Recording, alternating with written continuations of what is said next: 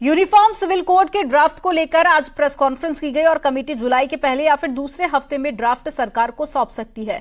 Committee का कहना है कि सब कमेटी ने कई जगह पर प्रोग्राम किए हैं और दिल्ली में जनसंवाद कार्यक्रम भी हुआ और सब कमेटी ने 143 जगह बैठक की और कई संगठनों से सुझाव भी लिए गए। राज्य के लिए कई जगह पर संवाद किया गया।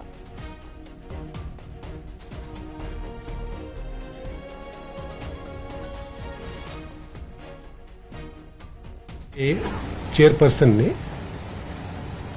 यह रिक्वेस्ट किया था कि वे एक्सपर्ट कमेटी के मेंबर्स के साथ चर्चा करना चाहते हैं। यह चर्चा 2 जून 2023 को आयोजित की गई, जिसमें दोनों ओर से सदस्यगण और दोनों चेयरपर्सन उपस्थित थे।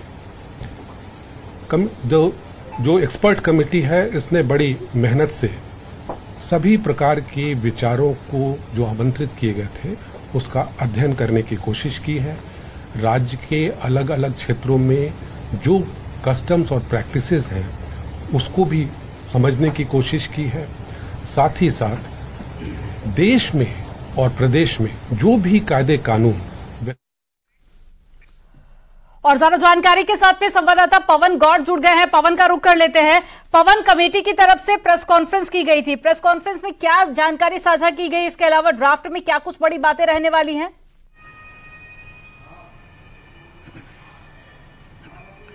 देखिए, सबसे बड़ी बात यह है कि बहुत जल्दी ही इस ड्राफ्ट को उत्तराखंड सरकार को सौंप दिया जाएगा। कमेटी ने बताया कि इस ड्राफ्ट को पूरा कर लिया गया है। जैसे कि हम लगातार अपने दर्शकों को बता रहे थे कि मुख्यमंत्री पुष्कर सिंह धामी ने 30 जून की एक डेडलाइन दी थी, उस तक कमेटी को अपना ड्राफ्ट तैयार करना था और कमेटी ने कहा कि 30 जून तक ड्राफ्ट तैयार कर लिया गया, बहुत जल्दी सरकार को सौंप दिया जाएगा। इस कमेटी ने कई सारी बैठकें की। अगर मुख्य कमेटी की बात करें 63 बैठकें उन्होंने की। उसके अलावा जो सब कमेटी थी 143 बैठकें पूरे उत्तराखंड से लेकर दिल्ली तक उन्होंने तमाम बैठकें की। अगर सूत्रों की माने तो तकरीबन 10 के आसपास देशों के कानूनों का भी अध्ययन इस कमेटी ने किया, चाहे वो क्रिश्चियन देश हो या इस्लामिक देश हो या जिन देशों में ट्राइबल्स रहते हैं वो देश हो। तो तमाम देशों के कानून को अध्ययन करने के बाद कुछ पॉइंट्स को यहां भी शामिल किया गया है। इसके अलावा एक और बड़ी खबर है कि कुछ ना कुछ पॉइंट्स इसमें बहुत सारे जो लिव इन के मामले हैं, जो लिव इन वाले लोगों को कई सारी समस्याओं का जो लोग रहते हैं उनको कई सारी समस्याओं का जो सामना करना पड़ता है, उसको लेकर भी कुछ क्लॉज इस ड्राफ्ट के अंदर इस कमेटी ने रखे हैं। हालांकि सरकार उसको एक्सेप्ट करती है नहीं करती वो बाद की बात है, लेकिन लिव इन को लेकर भी कुछ क्लॉज इस कमेटी ने इस ड्राफ्ट के अंदर शामिल किए हैं। तो यह बहुत बड़ी खबर है कि 10 के आसपास जो विदेशी जो देश हैं उनके जो कानून है उनका प्रावधान इसमें रखा गया है। इसके साथ साथ इसमें जेंडर इक्वलिटी, जैसे कि हमने बताया कि लगातार सरकार जो है वो महिला सशक्तिकरण को लेकर काम कर रही है, तो इसमें भी जेंडर इक्वलिटी को लेकर विशेष तौर पर जोर दिया गया है। महिलाओं के अधिकारों को लेकर, चाहे वो शादी का मामला हो या तलाक का मामला हो या तलाक के बाद मेंटेनेंस देने का मामला हो या बच्चे गोद लेने का मामला हो या संपत्ति के अधिकार का मामला हो, तो ऐसे कई सारे पहलू जो हैं वो इस ड्राफ्ट के अंदर रखे गए हैं। ऐसा सूत्रों के हवाले से लगातार ये खबर आ रही है। तो ये ड्राफ्ट को अब तैयार कर लिया गया है और बहुत शादी की उम्र और ज्यादा बढ़ाने को लेकर भी इसमें कुछ पॉइंटर ऐड किए गए हैं। तो क्या 21 से और ज्यादा लड़कियों की आयु बढ़ाई जा सकती है?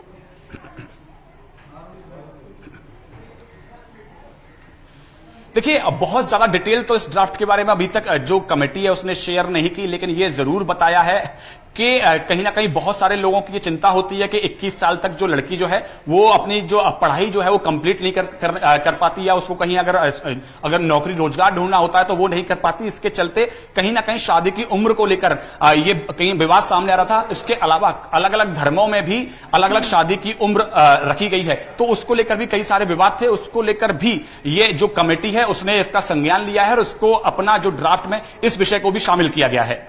पवन, अगर कुछ और पॉइंटर्स जो कि कमेटी की तरफ से साझा किए गए हों प्रेस कॉन्फ्रेंस के जरिए, तो उस बारे में भी बताइए।